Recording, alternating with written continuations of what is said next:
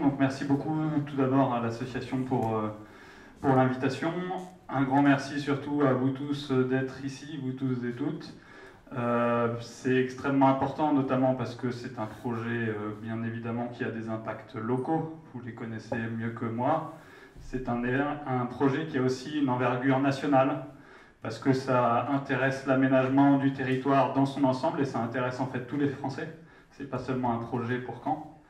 Et en fait, via l'impact climatique, c'est même un projet d'envergure mondiale, parce que les émissions ont le même impact ici qu'à l'autre bout du monde.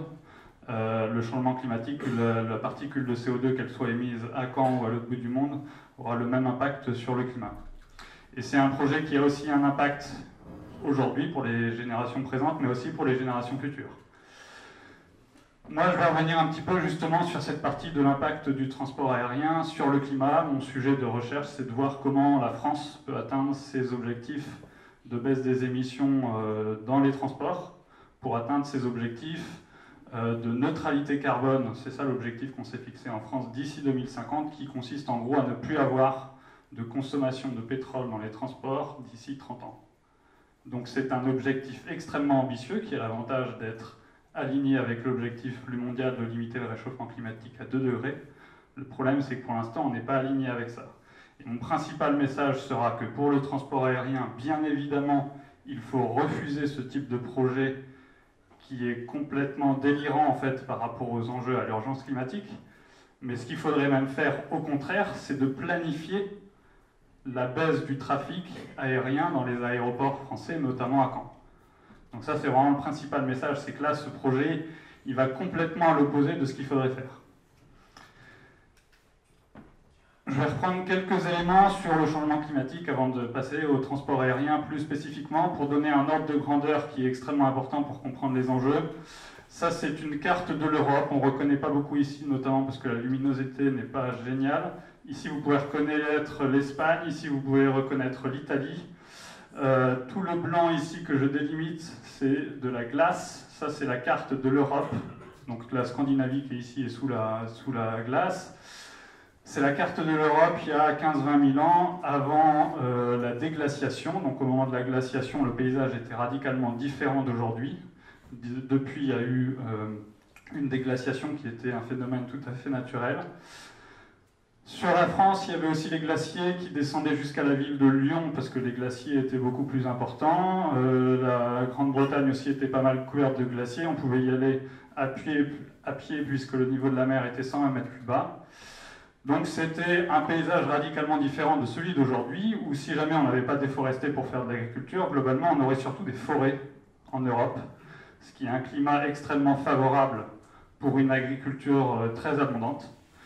Ce qui nous permet d'être un produit avec une très forte production agricole. Et ce qui est important sur cette différence entre les deux cartes, c'est que la différence de température entre ces deux paysages, c'est 5 degrés. Et 5 degrés, c'est à peu près le réchauffement climatique que l'on risque si on continue sur les trajectoires actuelles. Quand on voit ces différences, on ne connaît pas le changement qu'il peut y avoir de paysage de ça à 5 degrés encore de plus. Mais bien évidemment, on imagine que la biodiversité, dans un premier temps, elle ne peut pas s'adapter comme nous, on pourra tenter de le faire en tout cas. Pour l'agriculture, c'est pareil. Du coup, les lieux de vie où on pourra vivre ne seront pas les mêmes. Dans le même temps, il y aura une montée des eaux. Il y aura du coup des migrations aussi climatiques. C'est un monde que ici, personne ne veut, et que même les promoteurs de l'allongement de la piste ne veulent pas non plus, ni pour eux, ni pour leurs enfants. Donc ça, c'est globalement l'enjeu.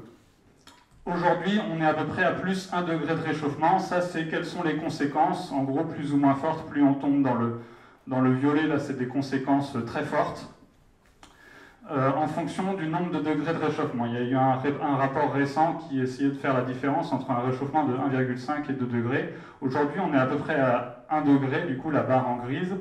On a des effets qui sont pour l'instant assez faibles, en tout cas d'après ce graphique. Ce sont des impacts pour l'instant qui sont faibles, à part pour les coraux, qui sont déjà extrêmement impactés. Et ce qu'on voit, c'est que plus on monte dans les degrés, plus le surplus d'impact est extrêmement important.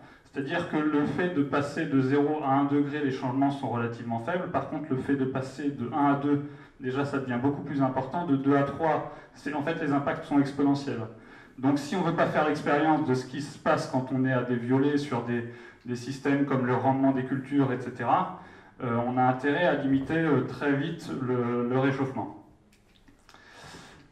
Ça, c'est les cartes selon les niveaux de réchauffement qu'on peut avoir, selon nos émissions. Le GIEC, le groupe intergouvernemental qui travaille sur l'évolution du climat, a fait différents scénarios. Ça, c'est un scénario où, en gros, on réussit à contenir le réchauffement climatique sous les 2 degrés, en gros à 1,6 degré. Ça, c'est un scénario où, en gros, on continue à beaucoup émettre, qui nous mène à plus 4,3 degrés. Ce qui est important là-dessus, c'est de voir déjà que le réchauffement sur les continents, donc les lieux de vie, est plus important que la moyenne. Ce qui est au-dessus des océans va moins se réchauffer que la moyenne. Du coup, si par exemple on a un scénario à plus 4,3, ça veut dire qu'on va être plutôt à plus 6, plus 7 degrés sur les continents. Et sachant que le changement climatique augmente aussi les extrêmes, ça veut dire que les vagues de canicule, elles seront encore au-dessus d'un plus 7 ou d'un plus 6 par rapport à ce qu'on vit aujourd'hui, à la moyenne d'aujourd'hui. L'autre point, disons qu'on peut dire un peu plus positif, c'est qu'on a encore une grande partie de notre destin entre nos mains. Parce que entre ce monde-là et celui-là, il y a des différences qui sont énormes en termes d'impact, et ils se jouent aujourd'hui.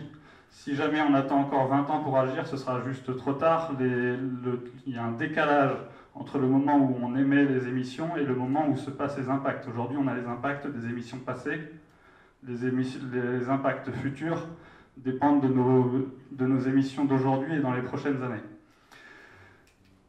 Aujourd'hui, par contre, la mauvaise nouvelle, c'est qu'on ne prend pas le bon scénario.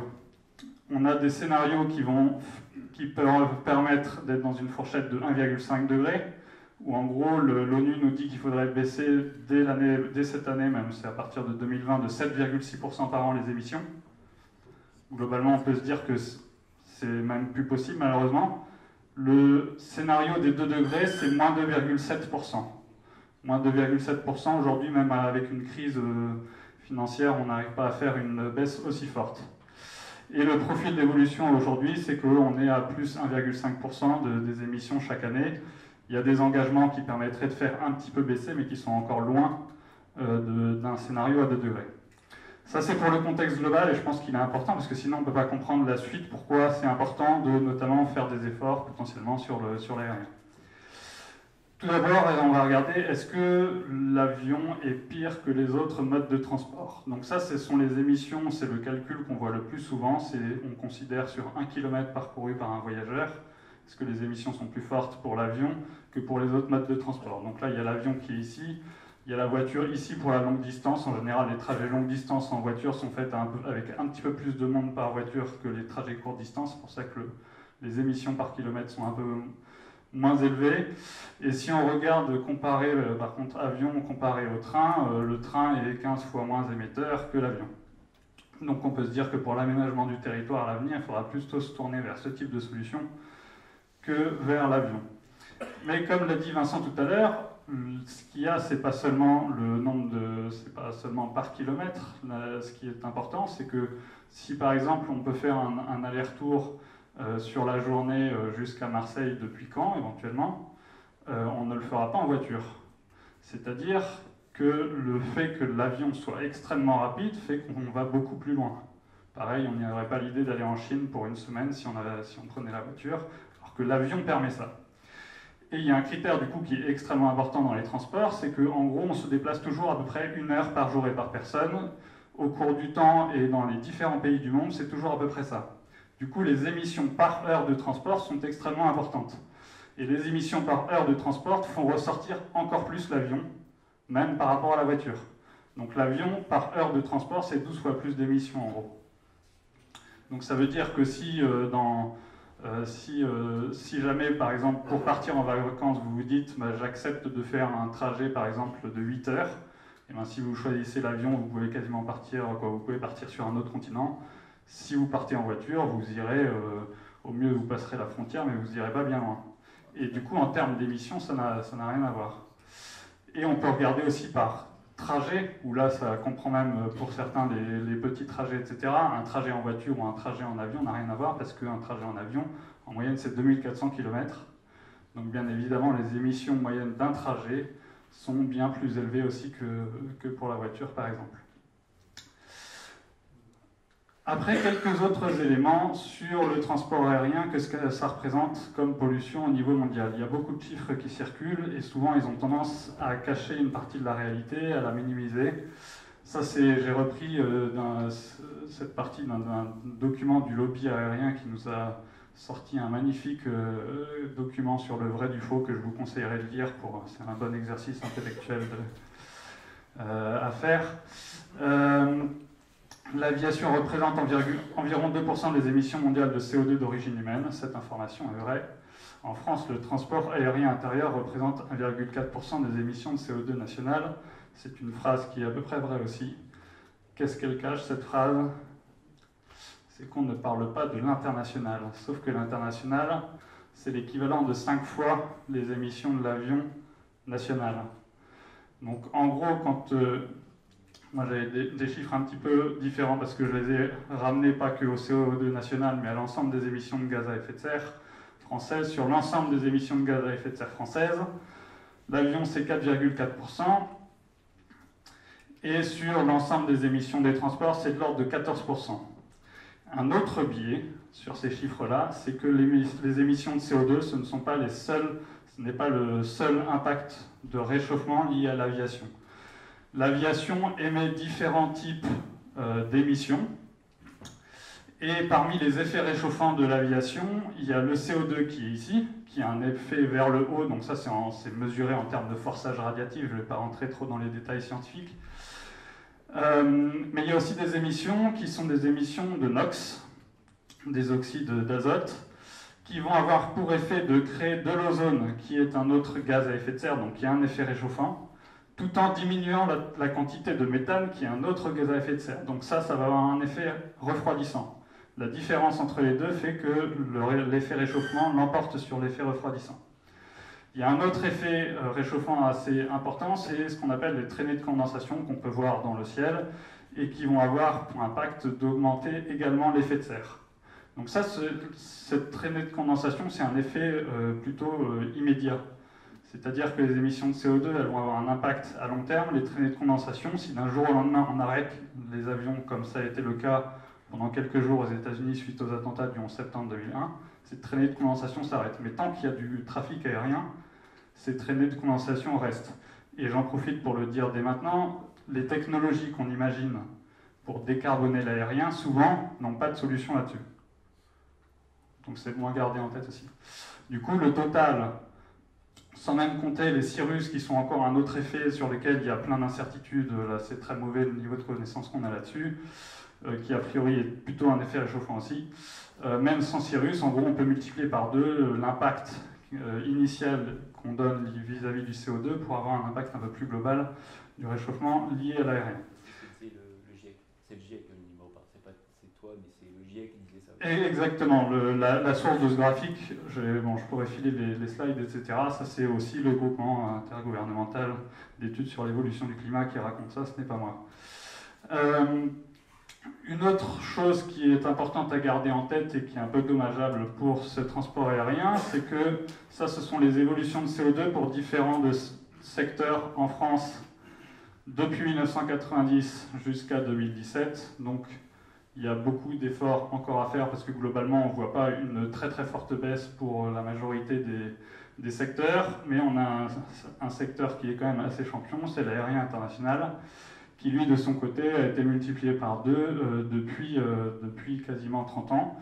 Donc c'est un des gros problèmes, c'est que ces émissions sont en croissance. Donc les émissions qu'il représente aujourd'hui, c'est important, mais le problème c'est que demain il va représenter encore plus parce que c'est un secteur qui croît beaucoup. Un autre souci, c'est que les émissions sont en croissance et qu'on ne sait pas trop quelle technologie, à court ou moyen terme, il n'y a pas vraiment de technologie disponible qui nous permettrait de pouvoir continuer à voler sans avoir un fort impact sur le climat. Qu'est-ce qui va être cité comme type de technologie? Il y a tout d'abord l'efficacité énergétique, ça c'est quelque chose qui fonctionne depuis longtemps et c'est un des principaux arguments du secteur aérien, c'est de dire on fait énormément d'efforts, regardez toute l'efficacité énergétique qu'on a fait. C'est quelque chose qu'ils font depuis des décennies. C'est-à-dire que ce n'est pas une prise de conscience environnementale, c'est juste aussi qu'ils ont un intérêt en termes de coûts à baisser les consommations de carburant. Donc en effet, il y a de l'efficacité énergétique et ils vont encore en faire. Leurs objectifs, c'est de l'ordre de 1,5% par an. Donc ça veut dire que si dans le même temps le trafic augmente de 1,5% par an, ça annule ce bénéfice-là. Sauf que le problème, c'est qu'aujourd'hui, c'est plutôt dans les 3,5% par an la croissance du trafic au niveau mondial. Donc les émissions continuent à augmenter. Ensuite, la deuxième solution qui va être la plus souvent évoquée pour remplacer le pétrole, ça va être d'utiliser des agrocarburants. Les agrocarburants, le problème, c'est qu'aujourd'hui, ceux qui sont produits pour la France sont en gros aussi émetteurs que le pétrole. Non seulement parce que pour produire des agrocarburants, il faut produire des ressources, il faut, pour l'instant, c'est beaucoup des cultures agricoles qui en plus sont en concurrence avec d'autres cultures alimentaires. Donc il y a toutes des émissions liées à cette production-là. Et il y a aussi des émissions qui peuvent être liées à la déforestation. On parle beaucoup de l'huile de palme. Il y a de l'huile de palme dans les carburants qui font rouler vos voitures.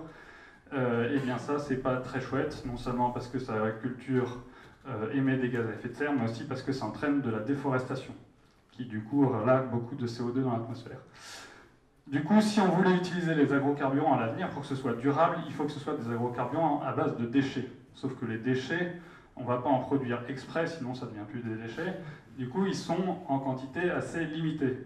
Il y a eu une étude du coup de Transport et Environnement qui disait qu'en gros, pour décarboner l'aviation européenne, si on utilisait à peu près, en gros, tous les agrocarburants qui pourraient être produits de manière durable et mis à disposition pour le secteur de l'aérien, ça représenterait 11% des consommations. Du coup, pour les 89% restants, eux, ce qu'ils conseillent, c'est en gros des carburants qui sont produits à partir d'électricité.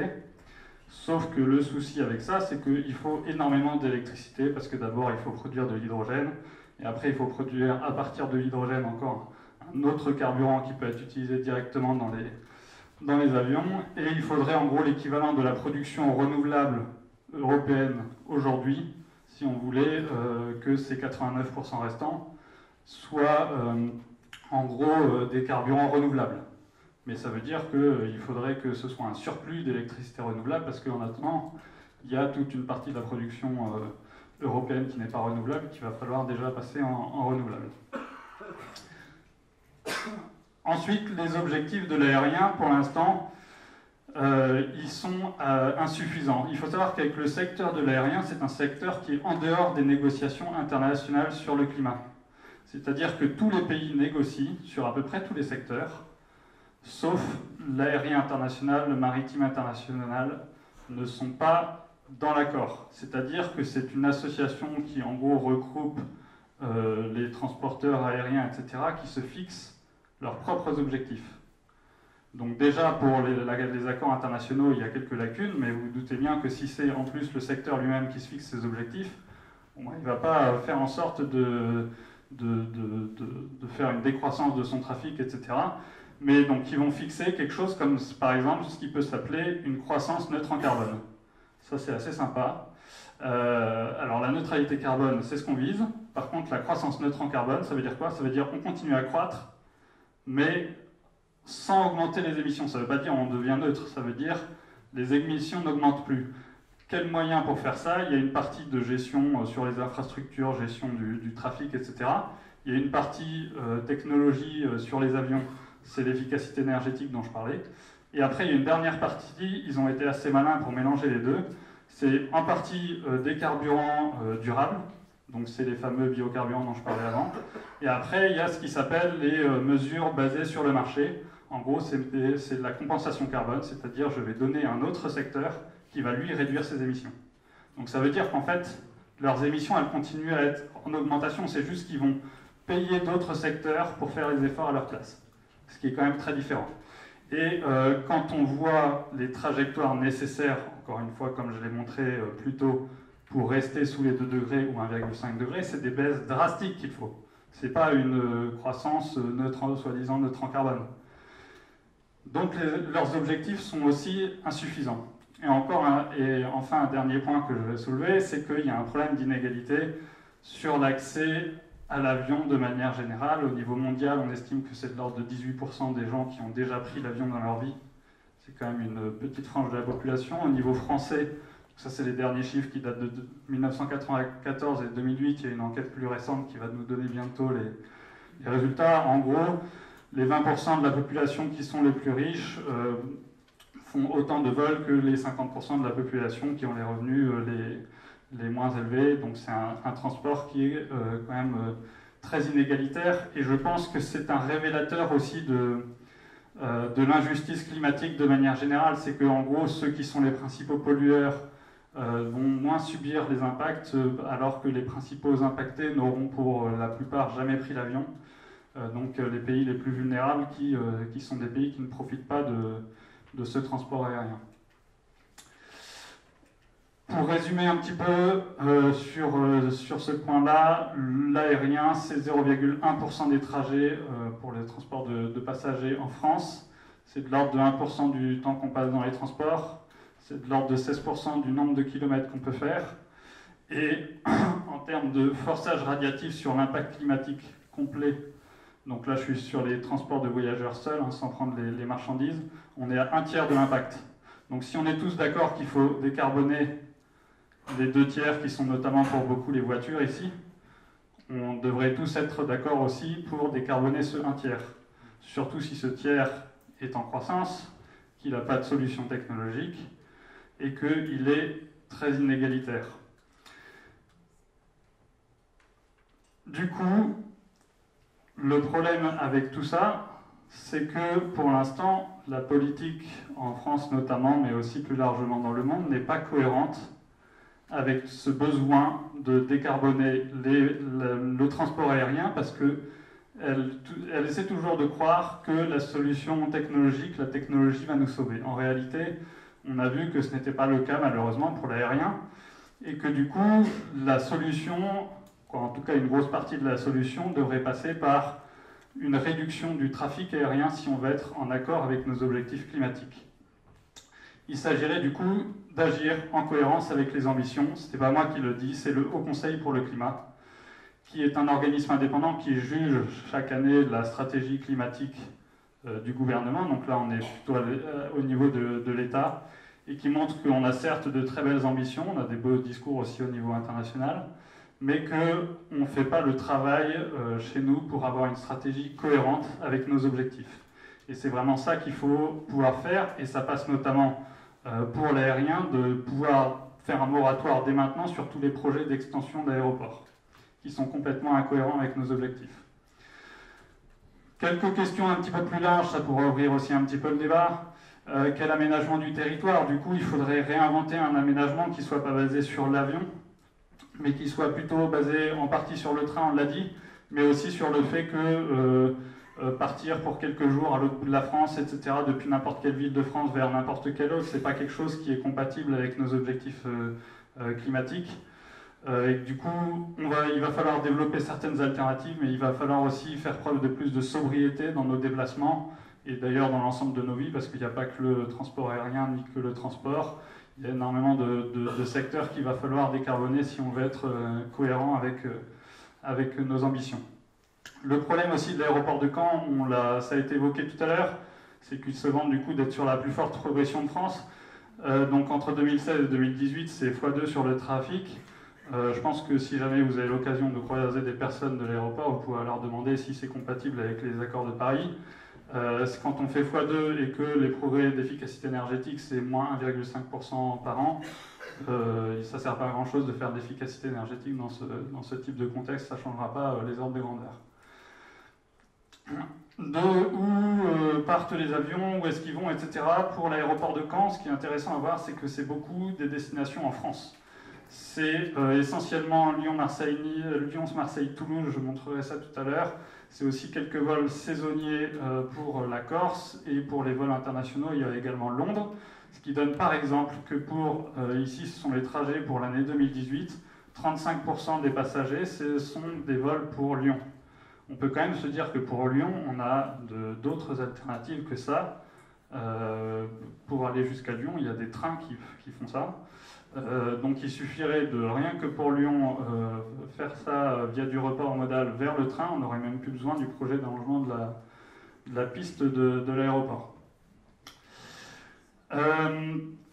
Comme je vous l'avais dit tout à l'heure, je vais vous conseiller quelques documents juste si vous voulez retrouver les quelques arguments que j'ai donnés dans cette présentation. Vous pourrez retrouver un article que j'avais fait sur l'impact du transport aérien sur le climat, ce qui m'a valu d'être invité ici. Et si vous voulez le lire dans votre journal préféré, qui est peut-être l'Ouest France, ils avaient aussi repris mon article sous un nom un tout petit peu différent, du coup vous pouvez aussi le lire là-dessus. Et je vous conseille aussi de lire le document sur le beau document de notre lobby aérien préféré, sur Stop aux idées reçues sur le transport aérien, le vrai du faux. Pour un document censé dire le vrai du faux, j'ai rarement vu des documents assez malhonnêtes, aussi malhonnêtes que ça, mais c'est pas grave, c'est intéressant à lire également, et pour pouvoir mieux vous positionner sur ce débat. Merci de votre attention.